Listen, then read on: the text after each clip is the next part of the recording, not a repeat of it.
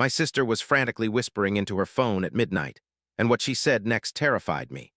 I was wide awake in bed when I saw the glow of Uma's phone illuminate the living room, and I knew something was very wrong. For weeks, Uma had been acting strange. She'd slip out of the house before dawn, returning long after dark. I'd wake up to find her side of the bed cold, her pillow untouched. When she was home, she'd barricade herself in her room, ignoring my knocks and calls. I'd hear her footsteps pacing back and forth, sometimes murmuring to herself. She'd take phone calls in the bathroom, voice hushed, then delete the messages instantly.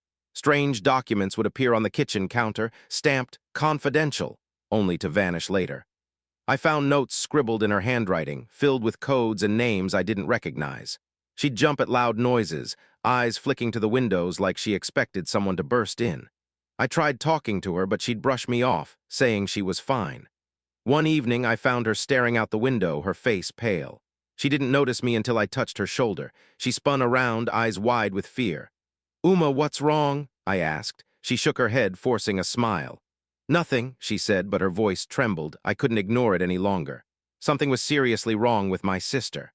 One night, around midnight, I woke up to the sound of Uma's urgent whispers. I slipped out of bed, tiptoeing to the living room. Uma was pacing, her phone clutched tightly in her hand, voice low and terrified.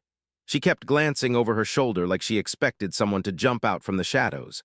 I backed away, heart pounding in my chest. The next day, while she was at work, I decided to search her room. Under her bed, I found a small, locked box. In her closet, hidden behind a loose floorboard, I discovered a stack of confidential documents. There was a twisted cross logo with a snake coiled around it. Pages filled with codes, names. One name stood out, Victor. I heard a noise outside, a car engine running.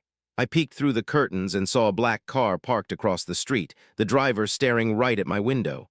I had to act fast. I heard the front door creak open. Uma was home early, and she was coming down the hall towards my bedroom.